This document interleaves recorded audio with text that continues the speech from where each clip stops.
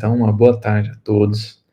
Que Jesus, o Divino Amigo, esteja a nos inspirar, nos envolver e nos conduzir nessa tarde de reflexões e nesse momento especial, né, da doutrina espírita, em que uma obra, a obra central, né, de Kardec, eu acho que não é à toa que o Evangelho segundo o Espiritismo foi a terceira obra a ser publicada, é a obra central ali dentre as 5 que Kardec publicou, e hoje nós as temos como obras básicas, ou até também chamadas de obras fundamentais, talvez até com mais acerto, porque de básico não tem nada, né?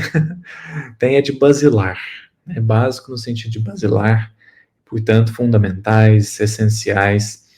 E nesse ano que se comemora 160 anos da publicação de Evangelho segundo o Espiritismo, e aliás, nós estamos até próximos, né, da data, estamos aí há 2 dias, né, foi publicado dia 15 de abril de 1864, então quase exatos 160 anos da publicação dessa obra, que é um monumento, né, uma obra, até há um tempo atrás, conversávamos com uma amiga e conversávamos sobre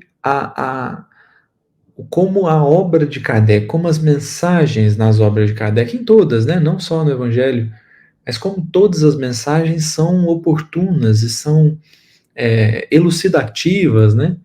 E a gente diz que as mensagens do Evangelho segundo o Espiritismo, sem querer fazer qualquer tipo de comparação aqui, mas o conteúdo do Evangelho segundo o Espiritismo é um conteúdo muito diferenciado, né? O que nos levou naquela conversa a dizer que a obra de Kardec não está ultrapassada e nem é atual. A obra de Kardec continua à frente do nosso tempo. Ela continua à frente do tempo, porque o conteúdo moral que existe na obra de Kardec, esse conteúdo está longe de ser vivenciado, de ser experimentado, de ser testemunhado na vida cotidiana. Então, a obra de Kardec, ela continua à frente do tempo. Ela ainda está descrevendo um estado da humanidade que a gente ainda não alcançou. E uma obra que certamente não nos deixa sem fundamento aqui nessa fala, é o Evangelho segundo o Espiritismo. E hoje, eu diria que o tema que nos foi passado, ele é um presente, porque Kardec e a felicidade. A felicidade, ela foi estudada por muitos filósofos, por muitos pensadores. A felicidade é algo muito pensado, refletido ao longo da história. E isso se fundamenta num sentimento inato. Toda criatura deseja ser feliz. Isso é instintivo. A busca pela sobrevivência, que é em todas as espécies, em todos os organismos vivos, todos tendem ou pretendem ou querem permanecer vivos do ponto de vista físico, né, encarnados, vamos dizer assim. A busca pela vivência, pela sobrevivência, é também, em algum nível aí inconsciente, a busca pela felicidade. Porque, via de regra, desconhecedores que somos enquanto criaturas, né, do plano espiritual, a gente fica muito no plano terreno e somos, então, convocados de uma maneira instintiva a buscar o bem-estar, a buscar a felicidade, a buscar tudo aquilo que nos causa prazer. E para isso temos o dever e o direito, né, de estar vivos, de estar encarnados, de estar no mundo físico. Então, esse é um tema muito interessante, porque a depender de como nós pensarmos a felicidade, nós poderemos até que é o que dizíamos antes, né? Se exaltamos a moral na obra de Kardec, mas sobretudo no Evangelho segundo o Espiritismo, a depender da maneira como a gente entende a felicidade e, sobretudo, a depender da maneira como a gente busca a felicidade, a gente pode entrar em conflito com a moral. Porque se eu confundir felicidade com prazer, eu vou ter um viés egoísta da felicidade, e é um viés até efêmero, um viés doentio da felicidade, porque não só causa mal aos outros, em algum nível, como também, sem que eu perceba, causa mal a mim mesmo. Né? Uma pessoa que possui algum tipo de vício em alguma droga, lícita ou ilícita, ela usa aquela substância por conta da sensação que aquela substância causa nela. Isso é um conceito rudimentar, pobre, distorcido de felicidade, a ponto de a gente poder ouvir pessoas dizendo: eu sou feliz quando bebo, quando fumo, quando faço uso dessa substância. E ali, naquele momento, a pessoa está denunciando duas coisas. Ela está denunciando como que a busca pela felicidade é instintiva e como que o conceito de felicidade para ela está distorcido. Porque confundiu felicidade com prazer. E aí a gente percebe um viés extremamente adoecedor, em que a pessoa se prejudica sem saber. Ela se prejudica porque ela sente o gozo, mas não sente a destruição, ou pelo menos não sente imediatamente. E como a autodestruição é silenciosa, ela foca naquele prazer que sente, e aí se entrega demasiadamente a vícios e a tudo mais que a gente já sabe. Mas o fato é que é muito interessante perceber que esse tema, felicidade, ele foi estudado por diversos autores, diversos pensadores, desde os mais remotos, né? Desde, a gente poderia voltar lá em Sócrates, Platão, e já vamos ver estudos sobre a felicidade. Nós vamos para Aristóteles e vamos ver estudos sobre felicidade, a eudaimonia, né? A alegria, o prazer de viver, a satisfação, onde é que eu encontro, quando é que eu sou plenamente feliz, segundo Platão, segundo Aristóteles, segundo tantos outros, né? E vamos ter visões, como por exemplo, de Immanuel Kant, que foi um grande filósofo, né, eu particularmente é um dos filósofos que eu mais gosto, que eu mais estudo, pela afinidade mesmo de ideias e por reconhecer nele um grande pensador, um pensador que foi antes da doutrina espírita, né? Eu sempre digo que eu acho que se ele tivesse encarnado no século XIX, ele seria espírita. Um grande pensador que percebeu a distorção que há em torno do conceito felicidade. A distorção que há. É um conceito, por vezes, egoístico e, por vezes, utópico. O que levou, então, Immanuel Kant a dizer que a busca pela felicidade é o que traz tantas frustrações para o ser humano. O ser humano que coloca como meta ser feliz, esse ser humano, ele é triste. Porque Kant vai dizer isso, e nós vamos ver isso, de certa forma, na fala dos espíritos. A felicidade não é desse mundo. E aí, gosto muito quando Kant, então, propõe que o melhor que a gente pode fazer na nossa vida, o ápice da perfeição do viver, é quando a gente consegue ser útil. É quando a gente consegue ser útil a mais alguém além de nós mesmos. Kant, então, propõe que a gente não busque a felicidade, porque será frustrante. A felicidade, ela é utópica ou ela é doentia? Procuremos ser úteis aos outros, à sociedade, à comunidade que nós vivemos. Procuremos deixar o mundo melhor depois da nossa passagem do que era antes da nossa chegada. E aí sim teremos vivido de maneira adequada, vivido de maneira justa, E esse é um pensamento muito interessante, porque ele, de novo, vai denunciar como que o nosso conceito de felicidade está deturpado e como que é possível alcançar outros raciocínios, outras reflexões em torno do tema, sem que necessariamente precisemos apelar para a religião. E por que eu digo isso?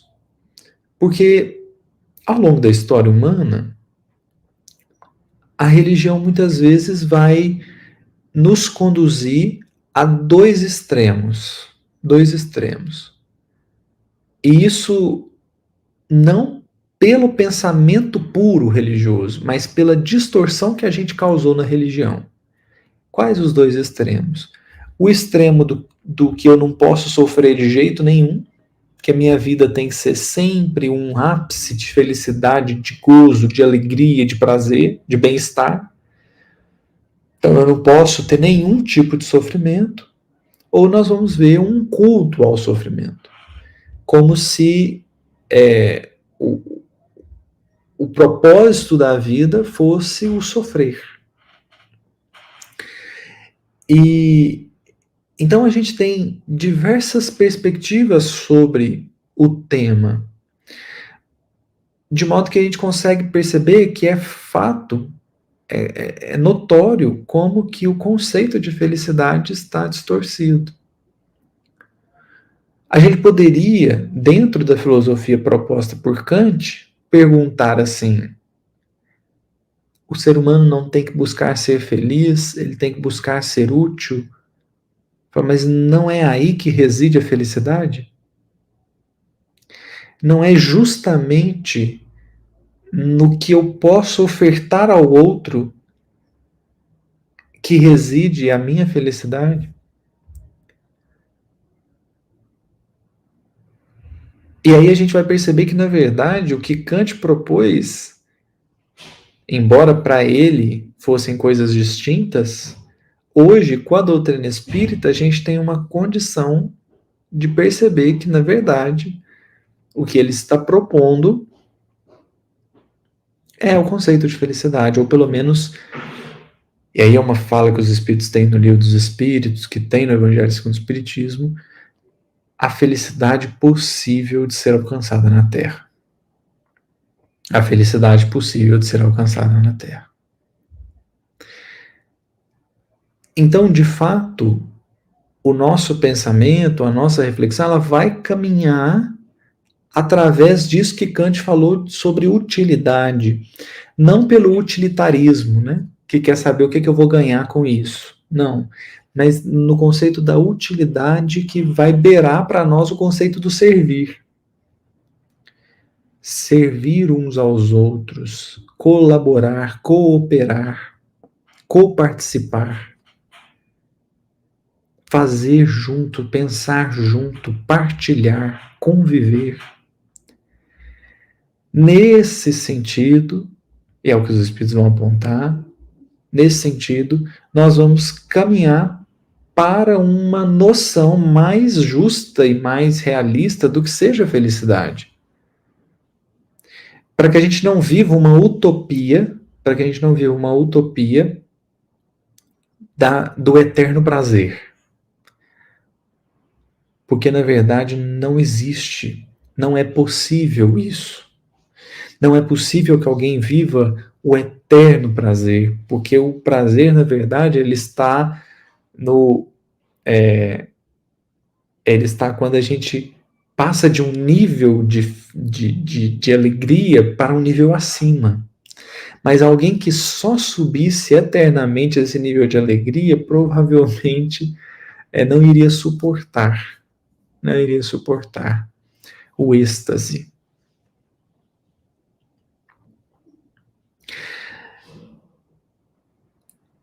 Mas o ponto aqui, e é por isso que nós começamos dizendo que esse tema foi um presente, o ponto aqui é perceber que o conceito de felicidade trabalhado pelos espíritos, não só no Evangelho segundo o Espiritismo, mas em toda a obra de Kardec, principalmente Livro dos Espíritos, Evangelho segundo o Espiritismo e Céu e Inferno, o conceito, a noção de felicidade trabalhada nessas obras, eu diria, é até além disso tudo que a gente já está dizendo.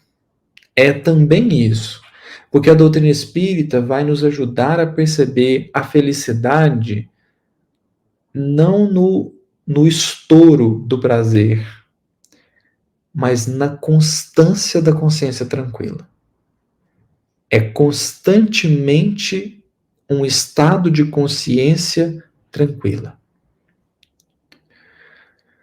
E nesse sentido, a gente vai perceber que a felicidade possível na Terra, ela está andando de par com a caridade, ela está andando em par com o trabalho pelo próximo, do servir ao próximo. Ela está andando de par com o ocupar o meu lugar no mundo, cumprir com aquilo que eu vim cumprir, realizar aquilo que sou capaz de realizar, contribuir com aquilo que sou capaz de contribuir, entregar a minha pecinha do quebra-cabeça, pôr o meu tom, a minha cor, né?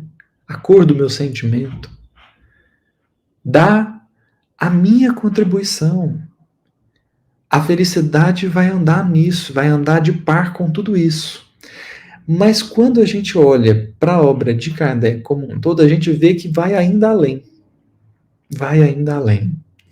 Porque a obra kardeciana, e aqui também focando no Evangelho segundo o Espiritismo, vai nos dar um paradigma, uma perspectiva sobre a vida que nos faz compreender um conceito de felicidade inalcançável para a maior parte dos seres encarnados.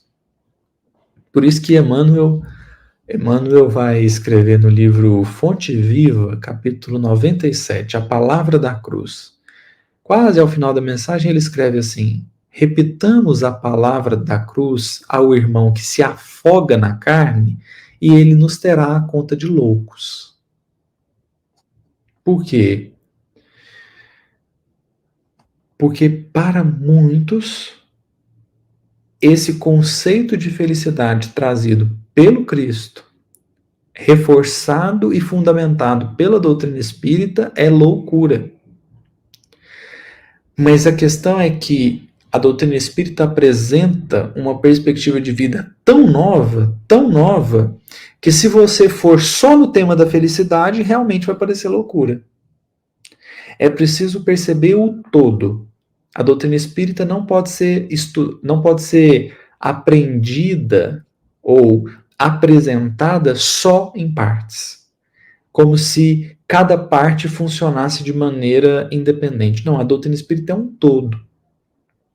A gente vai aprendendo aos pouquinhos, mas é preciso perceber que está tudo interligado. Então eu não posso vir e pensar assim: qual é o conceito de felicidade para os espíritos?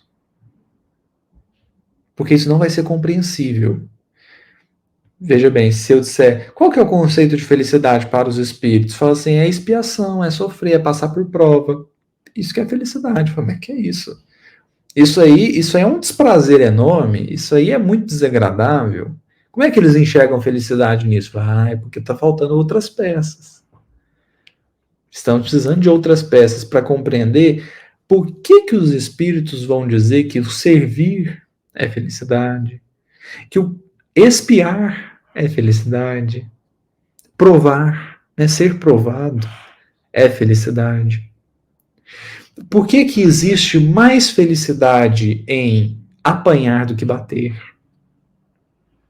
Por que existe mais felicidade em chorar do que causar as lágrimas? É toda uma lógica, uma perspectiva sobre a vida que nos faz perceber a felicidade que existe nisso. Por que é mais feliz? Veja, não estou dizendo que é agradável, não estou dizendo que é gostoso, não estou dizendo que é prazeroso, estou dizendo por que é mais feliz o que apanha do que o que bate. Porque o que bate está se comprometendo. Porque o que bate está se comprometendo. E qual que é a alegria de se comprometer? Nenhuma. Nenhuma.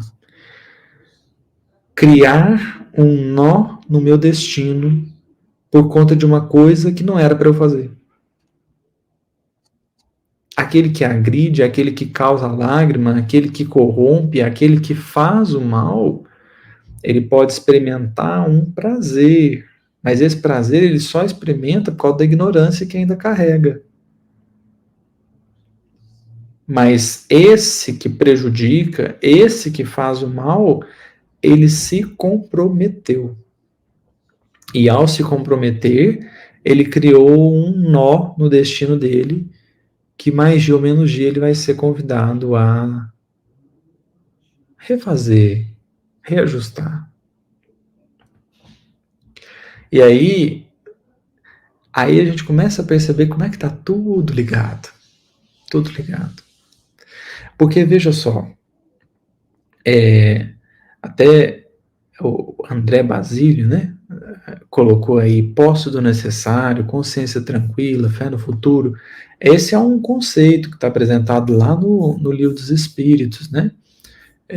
Questão 922. Nós vamos chegar lá. Nós vamos chegar lá, porque o que essa resposta carrega? O que essa resposta carrega? Percebamos que está aqui entrelaçado conceitos que dizem respeito à maneira de enxergar a vida que a doutrina espírita traz.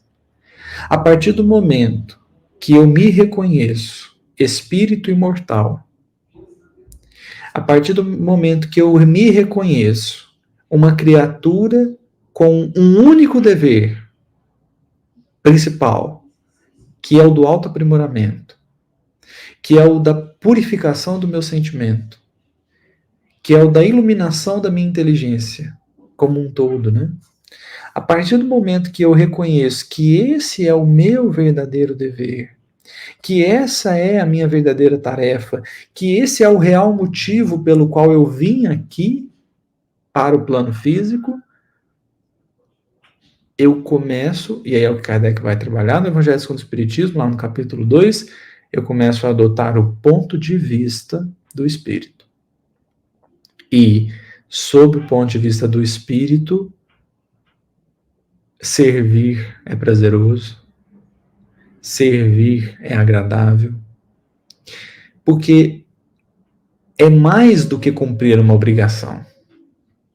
Tudo isso que nós estamos falando, do servir, do contribuir para o mundo, isso é mais do que cumprir uma obrigação. Porque, na verdade, caridade, servir ao próximo, esforçar-se, é uma obrigação para nós, porque nós ainda não nos despertamos enquanto filhos de Deus.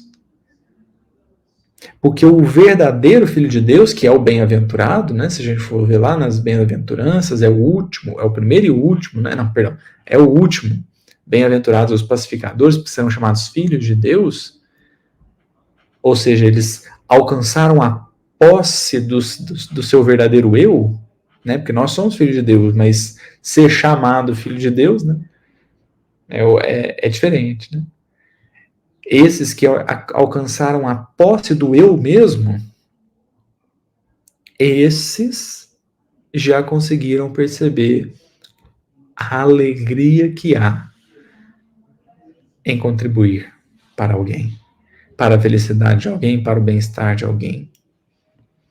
Então percebamos que o conceito de felicidade na obra de Kardec, ele é muito profundo e muito amplo. Porque nos convida a repensar, não é o conceito de felicidade, nos convida a repensar o conceito de vida. O que é importante na vida? E a partir do momento que eu percebo que o que há de mais importante na vida é o aprimoramento espiritual de todos, eu começo a perceber por que os espíritos disseram, por exemplo, que não há felicidade neste mundo. ou a felicidade não é deste mundo. É uma frase que, a princípio, nos faz pensar que, então, o Evangelho ou a doutrina espírita é um culto à tristeza, né? Mas não. A gente começa a perceber que como é que a felicidade pode ser deste mundo enquanto tem pessoa morrendo de fome? Como é que alguém pode ser plenamente feliz num mundo que tem guerra? Eu só consigo ser feliz nesse mundo quando eu me desconecto do que está à minha volta. Porque se eu me integro na família universal, não tem como. Não tem como eu experimentar a felicidade pura e genuína num mundo onde tem pessoas que só pensam de maneira territorial. O que, aliás, é tão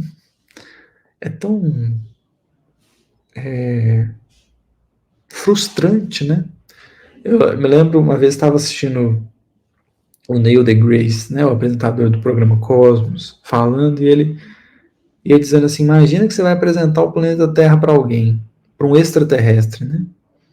E aí você apresenta a fauna, você apresenta a flora, você apresenta os oceanos, você vai mostrando a grandiosidade do planeta, aí você mostra, né, todas as espécies que tem, tudo, né? Mostra a fauna inteira, a flora inteira, os oceanos, mostra tudo, os continentes. Aí, de repente, você vai apresentar a espécie humana. E aí você será forçado a dizer assim, essa é a espécie racional, e essa espécie racional criou linhas invisíveis, né? Linhas imaginárias para dividir esses territórios, e para atravessar essas linhas imaginárias você precisa de um papel te autorizando. Você fala assim, nossa, mas com a beleza de planeta igual a esse, com a natureza exuberante igual a essa, com um cosmos inteiro para estudar, para pensar, um microcosmos também, ficaram criando linhas imaginárias chamadas fronteiras, que para eu atravessar eu preciso de um papel chamado passaporte. Mas que bagunça, né? Como é que a felicidade pode ser deste mundo? A verdadeira felicidade não pode ser. A felicidade distorcida, que é o conceito egoísta da felicidade, aí sim.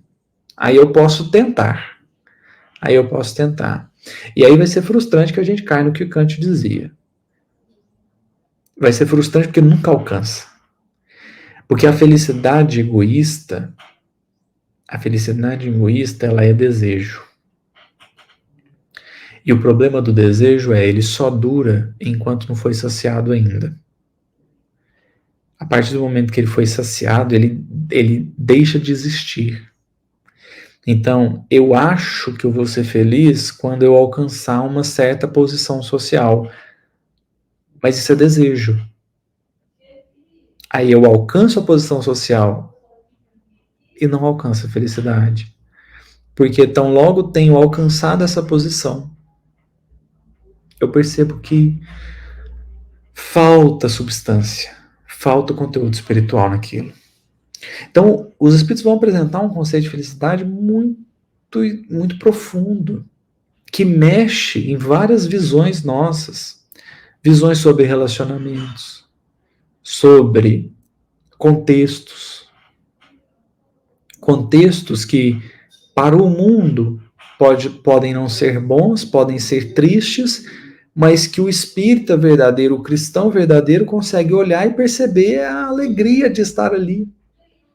Por isso há uma mensagem muito marcante de Emmanuel, chamada Direito Sagrado, está no livro Pão Nosso, em que ele vai comparar o esforço que a gente às vezes emprega no nosso trabalho profissional para crescer, para alavancar a carreira, para conquistar um posto mais alto, né?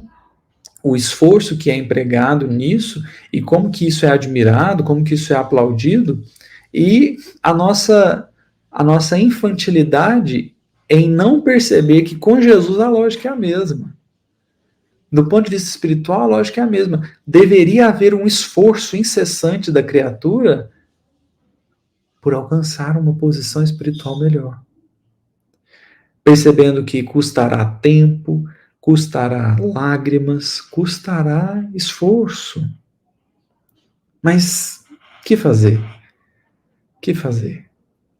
Não viemos para o mundo a passeio ou de recreio, né? Para recreação, não. E aí, retomando uma ideia que a gente trouxe lá atrás, esses conceitos que a doutrina espírita vai apresentando como sendo fontes de felicidade, o servir ao próximo, o cuidar-se verdadeiramente, né? Cuidar do seu próprio coração, dos sentimentos, não deixar que sentimentos como de mágoa, de rancor, de revolta, de vingança criem raízes dentro de nós, né? Então é um cuidar de si verdadeiramente, cuidar do outro, contribuir com aquilo que é possível contribuir. Tudo isso é fonte de verdadeira felicidade. Por quê? Por quê? E aí é que a gente começa a conectar algumas coisas, como, por exemplo, a resposta do André Basílio, o que ele citou, da 922. A gente começa a perceber que isso tudo tem a ver com uma fala de Jesus, do Sermão da Montanha. Ele diz assim: e não andeis inquietos pelo que haveis de beber, pelo que haveis de comer, pelo que haveis de vestir. Porque a cada dia basta o seu mal. A cada dia basta o seu mal. E ali, a fala de Jesus, ela é muito densa. Porque alguém poderia dizer assim, poxa, mas então todo dia tem um mal? Sim. Todos os dias tem o seu mal. Que mal é esse? É um mal que Kardec e os espíritos vão chamar de mal natural. É o mal que ele é da vida. São os reveses, muitas vezes. Ou o mal que realmente está na natureza, né? Existe um mal que está na natureza. Que é o mal do eu tenho que matar para sobreviver. Isso aí é, no nosso atual estado evolutivo, isso é inevitável, né?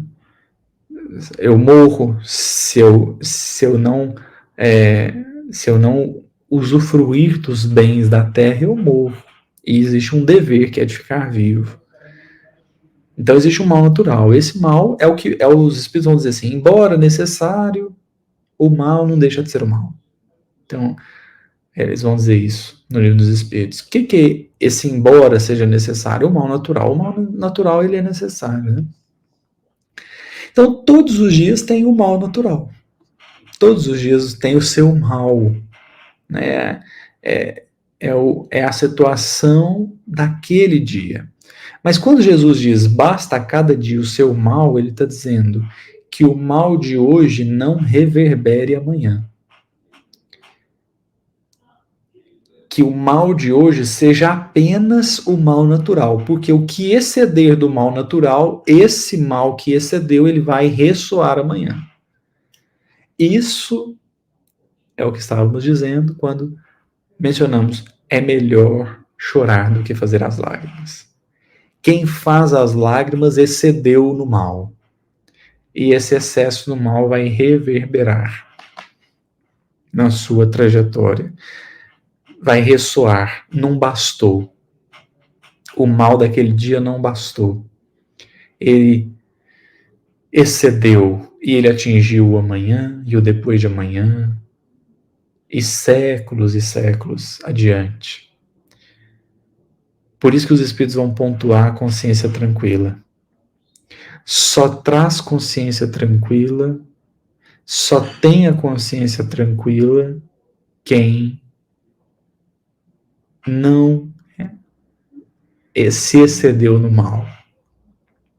Porque aquele que se excedeu no mal, como ele se comprometeu, como ele fez com que o mal ressoasse na sua vida, ele não está com a consciência tranquila.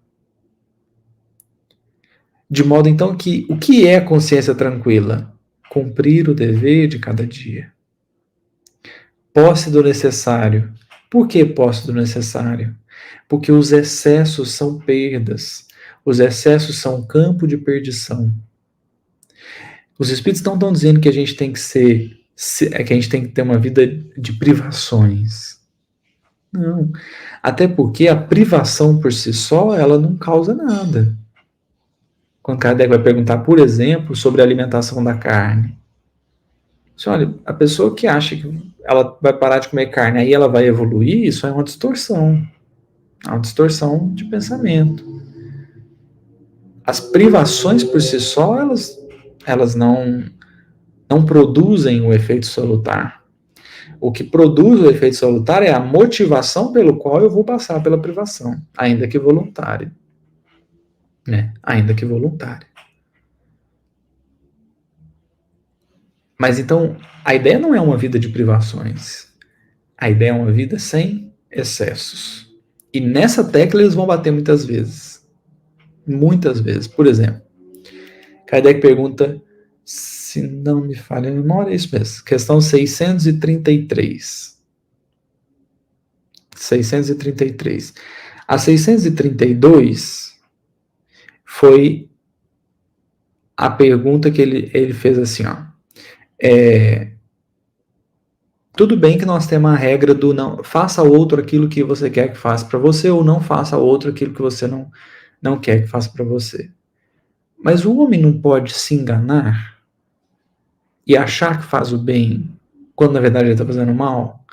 As pessoas são muito enfáticas. Olha, foca no faz ao outro aquilo que você gostaria que fizesse para você e você não vai se enganar.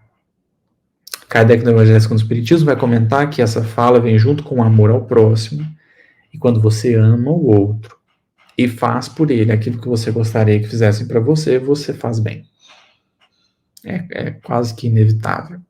Porque se você ama, você se importa. Se você se importa, você deseja o bem verdadeiro. E se você deseja o bem verdadeiro, você vai fazer o bem para o outro, como você faria para você mesmo, bem verdadeiro, né? É o bem real.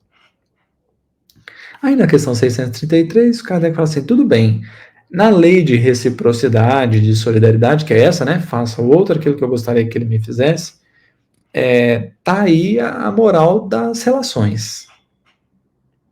E o homem, o ser humano, no trato consigo mesmo? Tem ele tem ele na lei natural, né, algum indicativo de como proceder para consigo mesmo? Qual é a regra do bem proceder para consigo mesmo? Aí os espíritos vão dizer assim, quando comeis em excesso, percebeis que isso vos faz mal. Pois bem, aí como em tudo, se o homem ouvisse sempre a voz que lhe diz basta, evitaria muitos males sobre os quais lança culpa na natureza. O que eles estão dizendo ali? Sobre excesso. Então, aí a gente começa a entrar num ponto mais maduro sobre felicidade. Porque eu deixo de entrar num conceito ilusório em que felicidade é eu cumprir tudo o que eu desejo, é eu atender todos os meus ímpetos, todas as minhas vontades, todos os meus excessos, e eu entro num conceito que é assim, onde que eu estou atrapalhando a minha felicidade?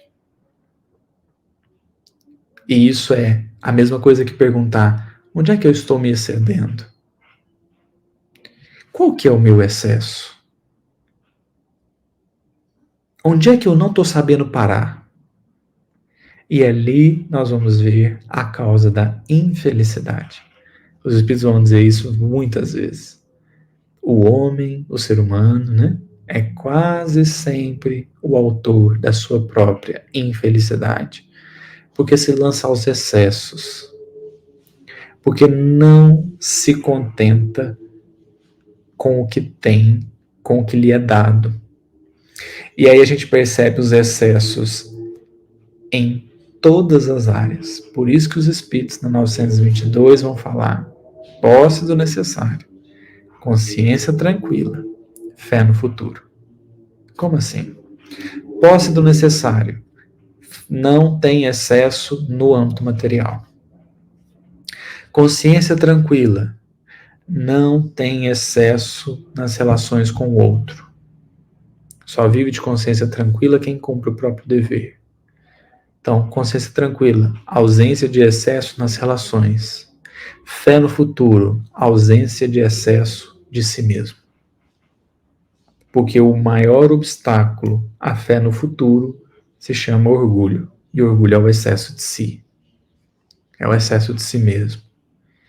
Então, a felicidade, ela está baseada, ela reside na moderação, na ponderação, na reflexão. A felicidade reside no amor, na caridade. A felicidade está vamos dizer assim, nos moldes do Evangelho. Alguém que deseje ser tão feliz quanto seja possível na Terra precisará enxergar em tudo isso que a doutrina espírita nos apresenta as verdadeiras fontes de felicidade. Percebamos que nem sempre isso ocorre. Nem sempre isso ocorre. Vezes sem conta. Nós enxergamos nas fontes de felicidade as fontes da obrigação. E quando eu coloco obrigação nas coisas, eu distorço o significado delas. Servir ao próximo é fonte de felicidade genuína.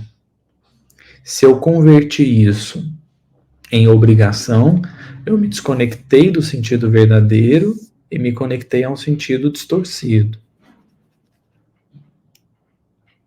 E aí a gente consegue experimentar isso genuinamente na nossa vida.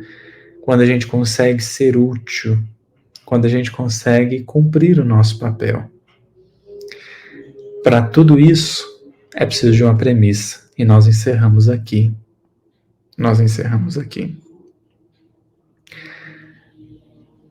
Quando Jesus, lá no sermão profético, vai falar daqueles que são salvos, né? E aí ele diz aquela frase, aquela passagem que muita gente conhece: estive nu e me vestistes, estive preso e fostes me ver, estive doente e fostes me visitar, tive fome e me deste comer, tive sede e me deste beber. E aí tem uma coisinha lá que é uma pérola. O que os salvos respondem para o rei? Senhor, quando foi? Quando foi que te vimos nu e te vestimos? Que estiveste preso e fomos te visitar? Estivesse com sede e te demos de beber? Quando foi? Percebe aí? Que eles fizeram sem saber. Fizeram sem saber. E aí Jesus vai dizer: quando fizeste a um desses mais pequeninos dos meus irmãos, a mim o fizestes. E ali Jesus está dando o ponto central da felicidade. Só é verdadeiramente feliz quem conseguiu entender nisso tudo que a doutrina espírita está apresentando a fonte real da felicidade. Porque enquanto eu estiver buscando recompensas, enquanto eu estiver buscando cumprir uma obrigação, porque eu estou de olho no que eu vou receber ao cumprir essa obrigação, enquanto eu estiver pensando assim: eu vou atender essa pessoa aqui porque Jesus mandou eu atender, eu vou atender aqui porque eu sei que isso aqui vai me gerar um benefício, eu não encontrei no servir, no bem ao próximo, na moderação, a fonte de felicidade. É preciso ir ainda mais fundo. É preciso escavar um pouco mais. Para que aí sim a gente consiga compreender que a felicidade verdadeira, plena, sem mácula, ela não é do mundo físico, ela é do mundo espiritual, mas que no mundo físico nós estamos cercados de ferramentas, de fontes de felicidade genuína, de felicidade sincera. É uma felicidade que não precisa ser vista, nem aplaudida, nem reconhecida. É o sincero sentimento de quem aprendeu a fazer o que deve fazer, de quem conseguiu olhar para tudo que podia, tudo que estava ao seu alcance e aprendeu a escolher quais caminhos seguir. A consciência tranquila, a fé no futuro e a posse do necessário. Aí está o resumo do que os Espíritos nos falaram sobre felicidade. Livro dos Espíritos, Evangelho segundo o Espiritismo e Céu e Inferno. Eu agradeço a sua atenção, a sua paciência. Que Jesus nos abençoe. Que maravilha, Gustavo. Que fala doce, não é, meus amigos? Você nos trouxe aí um sentido complexo de felicidade de uma maneira simples, do ponto de vista espiritual. Muito bom, viu, Gustavo? Parabéns. E aí, Gustavo, dentro desse conceito profundo de felicidade que você nos trouxe, de Kardec, os espíritos, não é? Nós poderíamos dizer, então, Gustavo, que felicidade é o desenvolvimento de virtudes, né? Você fez esse apanhado para nós. E aí, pensando um pouquinho nas bem-aventuranças, no Sermão do Monte, nós temos ali, como você colocou, um roteiro de felicidade. E interessante, Gustavo, que no Evangelho segundo o Espiritismo, Kardec escolhe 5 bem-aventuranças. Capítulo 5, 7, 8, 9 e 10. Então, começa lá, né? Bem-aventurados os aflitos, explicando o sofrimento, a luz do Espírito imortal. No capítulo 6, traz a consolação do Cristo, do Espiritismo. E após, no capítulo 7, nós vamos ter a primeira bem-aventurança. E interessante, não é, meus amigos, porque Kardec não seleciona essa sequência de bem-aventuranças na mesma sequência do Novo Testamento. E a primeira bem-aventurança selecionada por Kardec é o pobre de espírito e a humildade. Na sua opinião, Gustavo, por que Kardec coloca essa primeira bem-aventurança, a humildade? Será que é primordial para o nosso desenvolvimento, para esse roteiro de felicidade? O que você poderia comentar sobre essa questão da humildade nesse contexto? É muito interessante, né, a gente pensar sobre a questão da humildade, porque também não é uma desvalorização de si, né? A humildade, às vezes existe até mais vaidade naquele que se autodespreza do que naquele que se vangloria. Por que eu digo isso? Porque o desprezar-se é a vaidade, talvez no sentido mais perverso, que é a vaidade que não quer ser. É tão vaidoso, que ele não quer ser vaidoso. Esse talvez, não é nem não querer, né? Ele rechaça a vaidade. O humilde, ele está numa posição mais de equilíbrio, né? Ele está numa posição de mais aceitação. Mas o que eu acho fundamental na humildade para essa construção de felicidade é que o humilde está disposto a aprender.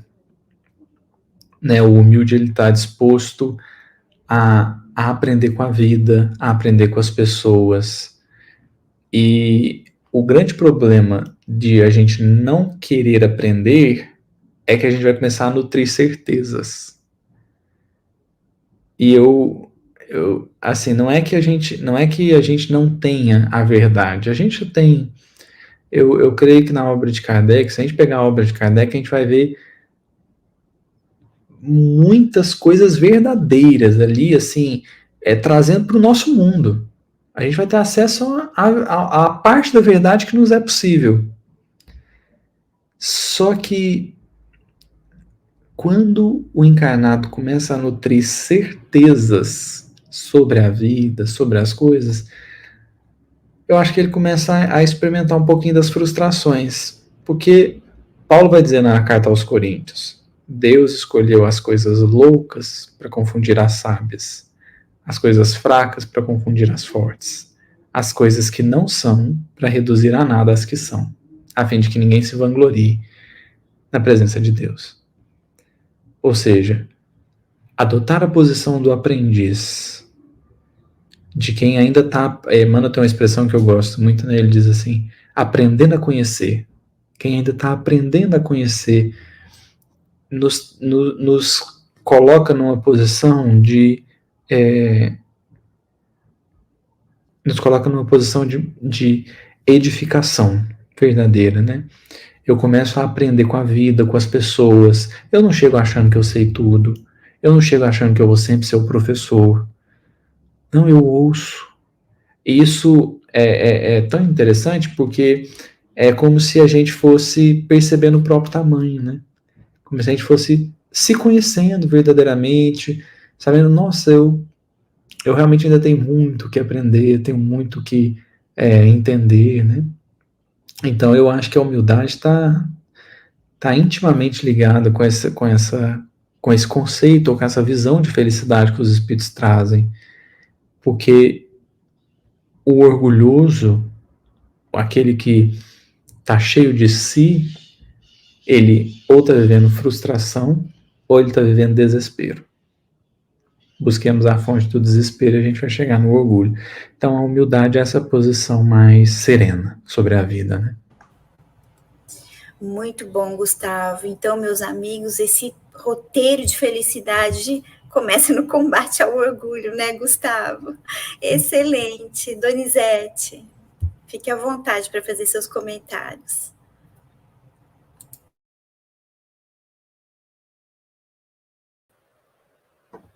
Eu estava sem som. Muito bem, eu queria aproveitar um pouco para a gente voltar lá para o capítulo 5 do Evangelho segundo o Espiritismo, que todo mundo sabe que é bem-aventurados os aflitos, porque neste capítulo Kardec vai tratar exatamente sobre isso, as nossas amarguras, os nossos sofrimentos, as nossas dores, e sobre felicidade e infelicidade, que é o tema que nós estamos conversando aqui hoje, né? E é muito interessante porque os tópicos que Kardec vai abordar diz respeito a isso, né? Eu vou dar uma lida aqui.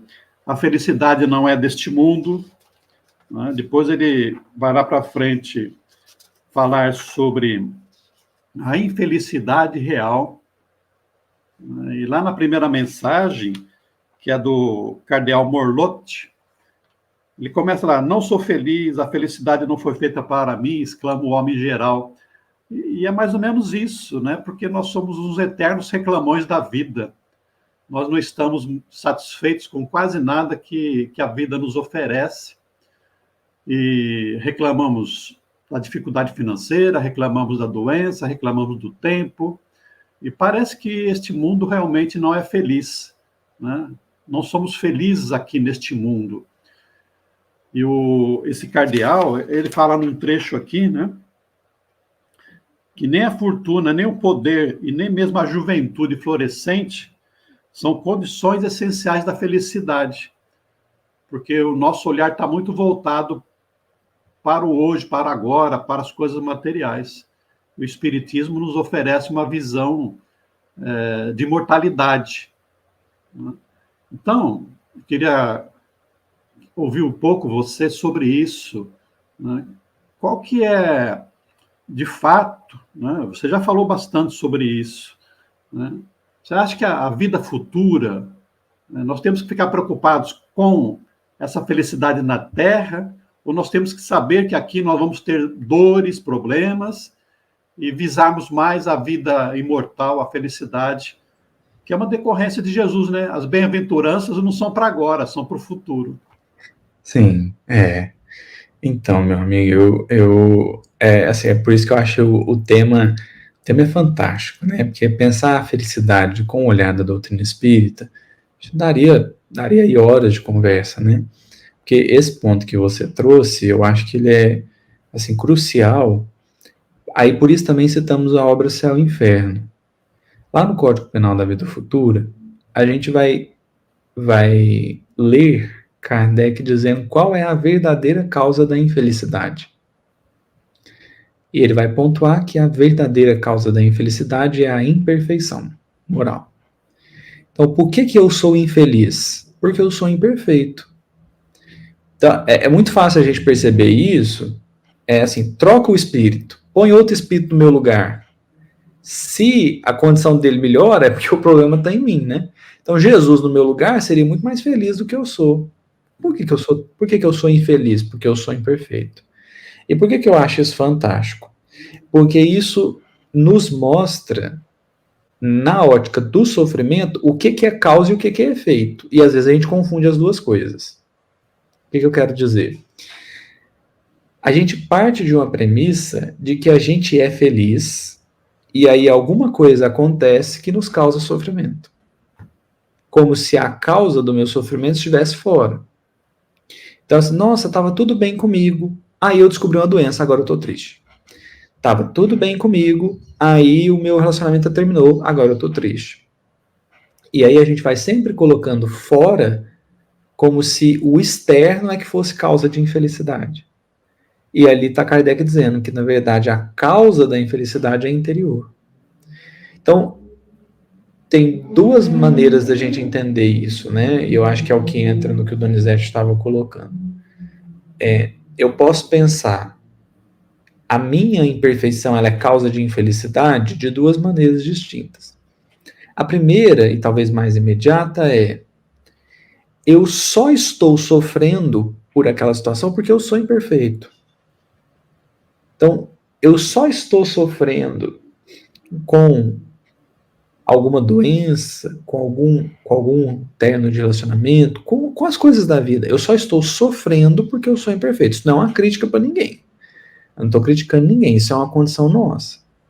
Não é ser insensível à dor, mas é a nossa condição.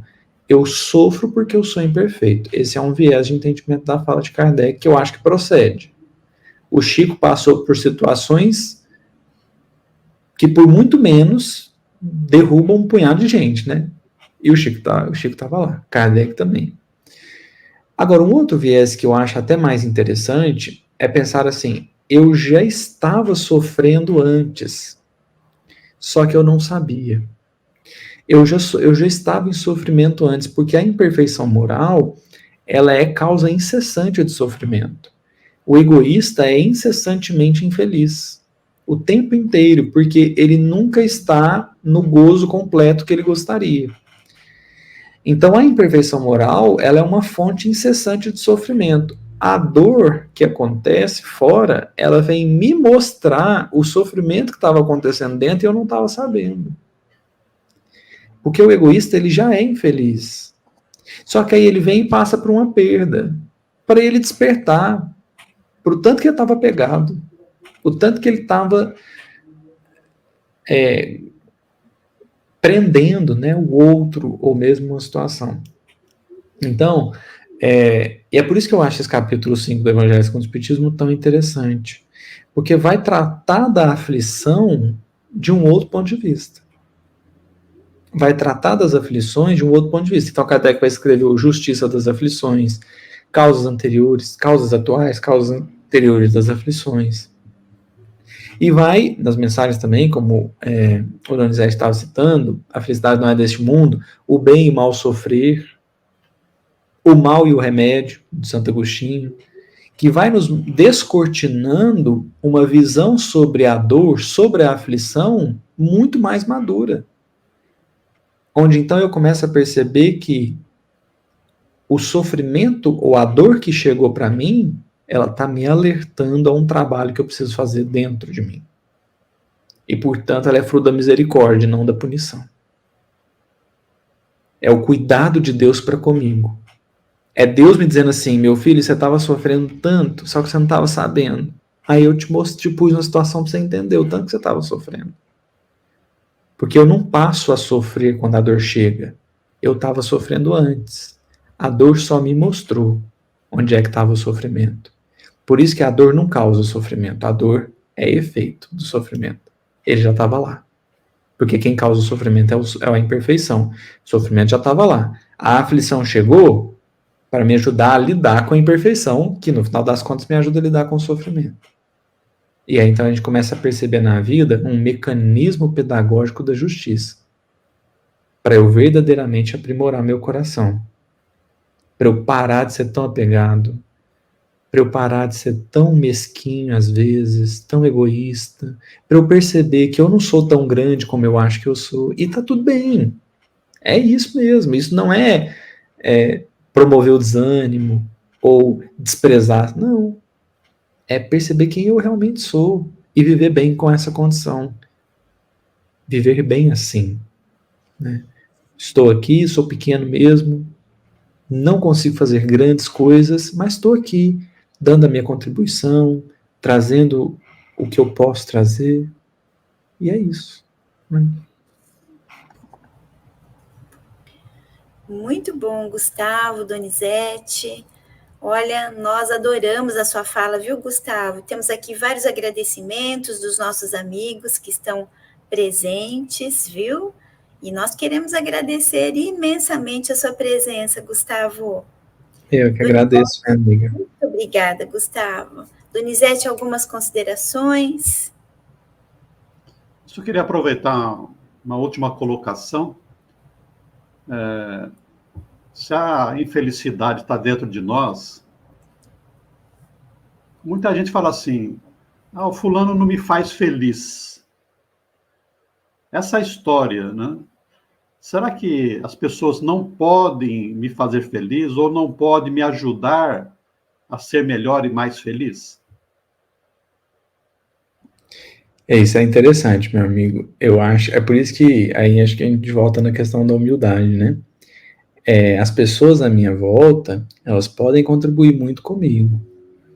Só que eu preciso perceber que as pessoas à minha volta, elas vieram para me ajudar a realizar um trabalho interior, mas quem tem que puxar esse trabalho sou eu, né? Sou eu que preciso olhar para as minhas imperfeições e perceber como que eu vou lidar com isso, né? As pessoas à minha volta, elas podem me ajudar nisso, e certamente irão, né? Mas elas não são responsáveis pela minha felicidade. Acho que esse que é o ponto, assim, que eu penso, elas não são, eu não posso transferir para o outro. É claro que existe a lei de sociedade, a gente foi criado para viver em conjunto, né? Quando a gente diz e pensa, né, dentro da doutrina espírita, que eu é que sou o autor da minha felicidade, isso de modo algum está dizendo que eu vou sozinho fazer isso, né? Não, é em conjunto, é com as pessoas, é na convivência, é na partilha, até porque, como Emmanuel vai dizendo Paulo Estevão, né, sem cooperação não pode existir amor. Então o amor está na partilha, está na convivência, só que eu não posso delegar ao outro uma tarefa que não cabe a ele. E eu fico pensando até, meu amigo, assim, se fosse possível